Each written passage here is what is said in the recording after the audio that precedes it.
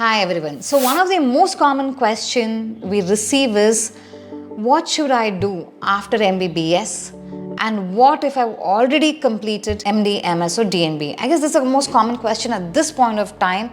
Understanding NEET PG is around the corner, then counseling is going to start shortly. So every aspirant wants to know, what are my opportunities now, that is after MBBS? What are the global options that I have? And suppose if I decide to do my MD, MS, DNB over here, how will my chances change, or how will my chances better or improve? So I guess this is the right question at the right time. So in this video, briefly I'm going to talk about both.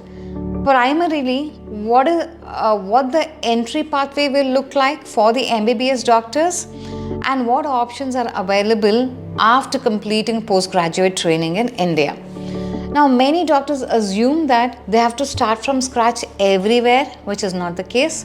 And many doctors also assume that the postgraduate qualification that they do here is directly recognized in other countries. Now, that is also not right. Now, the answer to it lies somewhere in between. The process and the pathways are different for each countries. So briefly, we will talk about the top destinations in this video. Now, starting with India, because largely most of the Indian students do aim for NEET PG and try to secure a good seat over here. So NEET PG is a postgraduate exam in India. Now, as most of you know, your rank is the most important factor in India to secure the best possible specialty in college. Of course, if your rank goes a little bigger, then you do have, apart from government seats, you also have private merit seats, you have deemed university seats, beyond that you have management seat, NRI seat. So it varies based on what are you comfortable with in terms of fee structure. So if you're comfortable with fee structure, almost the specialty of your choice is almost guaranteed over here. Now, along with it, of course, if you have any category reservation, that also plays a very, very big role in your seat allotment process. So when it comes to NEET PG, you filling up your counseling forms, that is registration forms, are really, really important. So do take utmost precaution over there, and of course in your choice entries. Now, talking about USA. Now, USA, I'm sure all of you know, after MBBS, if you're planning to do residency in US, it is USMLE Steps. That is USMLE Step 1, Step 2 and Step 3. And it is ECFMG certification and residency match process. So this is how it goes after MBBS if you're aiming at a residency in US. Now we know, just passing USMLE Steps, getting a great USMLE Step 1 has become pass or fail. Just getting a highest score in Step 2 is not a guarantee for you to match in the residency. We've seen so many doctors with even better scores are unable to match. Sometimes doctors with average scores have matched. Now the reason is USMLE, it's not just the score alone is the deciding factor.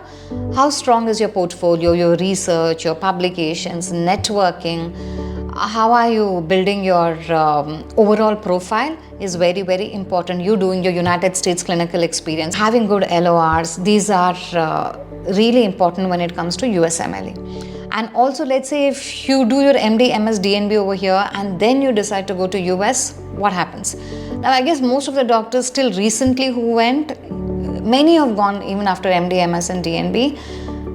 As they were doing this, they finished off their USMLE Steps. Now, this increased their chances of matching to the specialty of their choice over there. So many doctors, even though they have done their post-graduation, they still follow the same USMLE Steps route, and then they applied for the residency match process because of having 3 years of strong postgraduate qualification over here that helped them to match as much as possible in their desired specialty. But then currently many states are coming up with, or many states have already come up with alternate pathways for postgraduate doctors.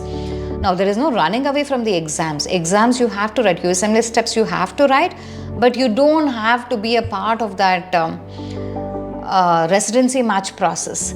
There are alternate pathways and routes that have been introduced now.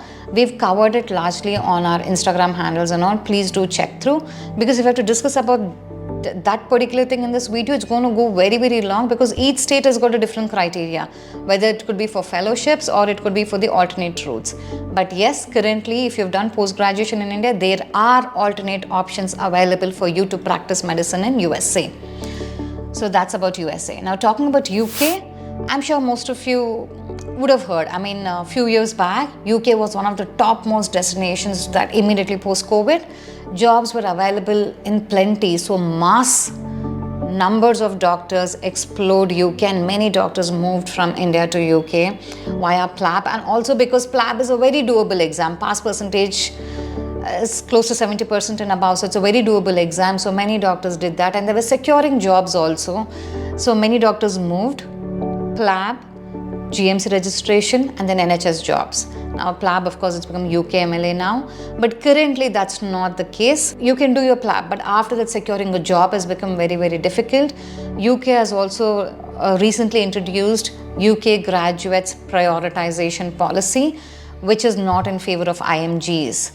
Hence, UK currently is not looking good, but never things will stay the same. It's always up and down, up and down. We have to just wait and watch how things will change. And let's say if you decide to go to UK after post-graduation. Now, many doctors I have seen, I have come across, I have spoken to, have moved to UK after post-graduation. After there was MTI pathway, which got blocked recently, just a few months back.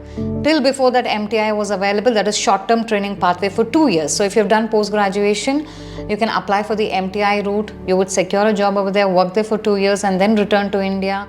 And if you wish to stay back there also, most of the doctors would try to pass their membership exams in that span, and they would try to work a registrar, senior registrar kind of a role. Or some doctors were also applying for, if they're meeting that number of years of training, they were also eligible for Caesar pathway. Now it is called as portfolio pathway. This is for specialists who are meeting that enough number of years of experience, rotations, training. You are eligible for portfolio pathway, where you are claiming for a specialist registration. Of course, this requires huge, humongous level of documentation, evidences, portfolio to be shown.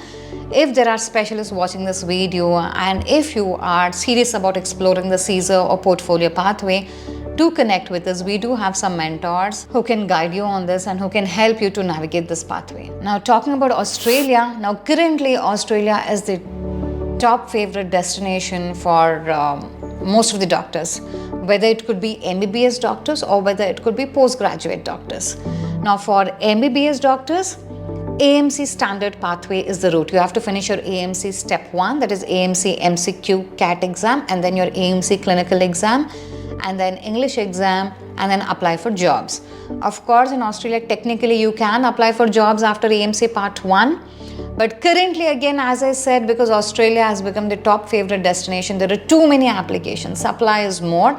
Hence, securing a job after AMC Part 1 has become a little difficult now. Again, AMC is a licensing exam to practice medicine in Australia. So that's not a residency exam. So first, after you pass all the exams, you have to do your mandatory rotation job, get your general registration, and then you're technically eligible to apply for your training jobs in Australia. That's for MBBS doctors.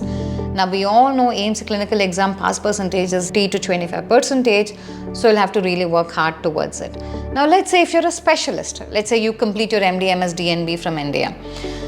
Now, for specialists, there are multiple pathways in Australia, or multiple routes. Specialist recognition, specialist area of need, specialist short-term pathway, and specialist expedited pathway. Now, if you're a specialist watching this video, and if your training is from India, you're not eligible for the expedited pathway, but you are eligible for the other 3 pathways. So if you're a specialist meeting the number of years of experience, you can certainly explore one of the pathway. And recently, I came across a doctor.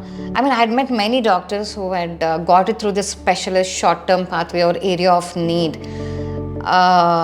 Recently, I spoke to our doctor, doctor from here, who's gone and who got it done via specialist recognition. So that's really nice. So if you're again there are specialists watching this video, that itself is a very different topic. Then this will get a little too long if I cover it. But yes, Australia is currently the topmost destination for both segments, MBBS segment and for the specialist segment. If you're an MBBS doctor, and if you're aiming at doing residency in Canada, it is your MCCQE exam and then NAC OSCE exam, and then applying for the CaRMS residency match process. So that's one side of it, and we all know CaRMS residency match process, it's highly competitive.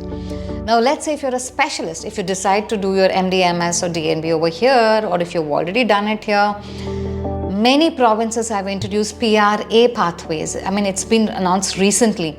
So I don't have any doctor that I've come across who've successfully navigated this pathway and who's already there via PRA pathway, who's gone and who's working there, because it's a recent announcement. But we are continuously, because for GooCampus World, we keep onboarding mentors from different countries, different pathways. If you come across someone, I will surely, have them to help you all, to mentor you. But currently, we do have very good mentors for Canada segment on GooCampus World platform who can guide you on how to apply, what is the eligibility, which state is better, which province is more IMG friendly. Because again, Canada is very complicated and the rules vary province-wise. So you need some strong support who's already there in the system who can guide you. But of course, yes, Canada is looking promising for specialists because of this PRA pathway announcements. But again, it's largely towards family medicine, GP. This is the requirement at this point of time. Now talking about New Zealand. Now, New Zealand, if it's after MBBS, New Zealand does not have Part 1 exam. Either you have to give your PLAB 1, AMC, etc.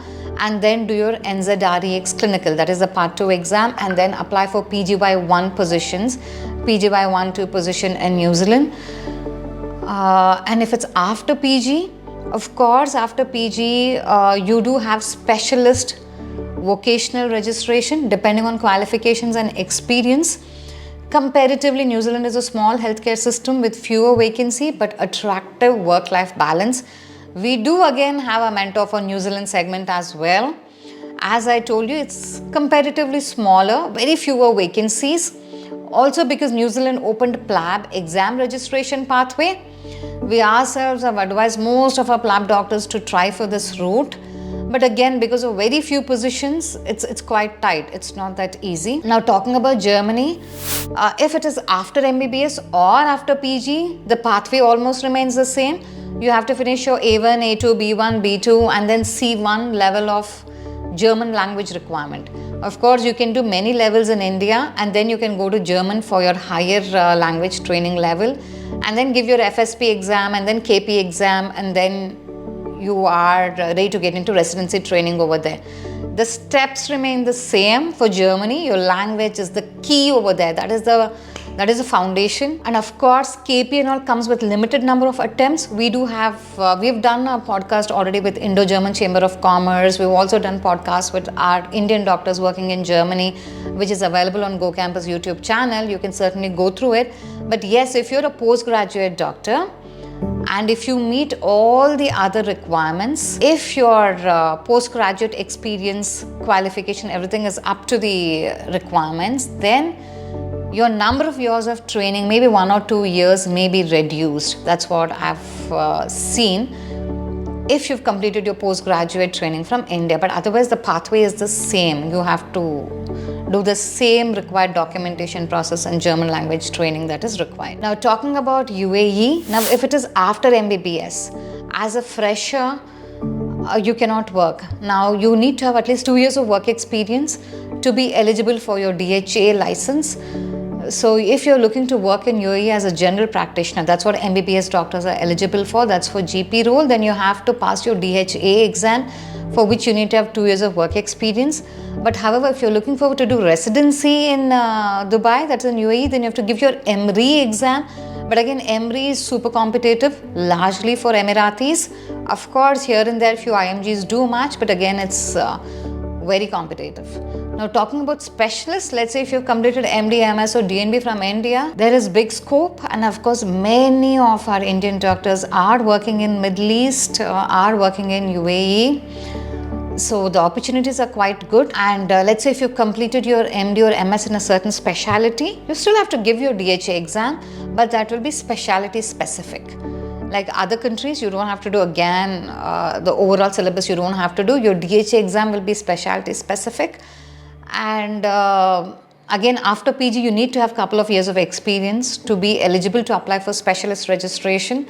So here your PG is directly recognized. You can apply for the specialist role and you can start working over there. Now currently, what we get to hear is, because we do have so many mentors from Middle East segment as well, Job market is competitive over there as well for specialists, unless you have some niche category or you have some Western experience, Western qualifications for your profile, then you have that edge. Otherwise, things are a little competitive. But yes, if you have strong networking, if you know people over there. Now, if you're looking for, I didn't talk much about salary or savings or taxes in this video because we have a very detailed tool. It's a free tool made for doctors, because largely when any doctor speaks to us, it was it's quite natural also. They would like to know numbers. Hence, to make it easy for you all, we have salary savings calculator, which is available on GooCampusWorld.com. You can look into all countries.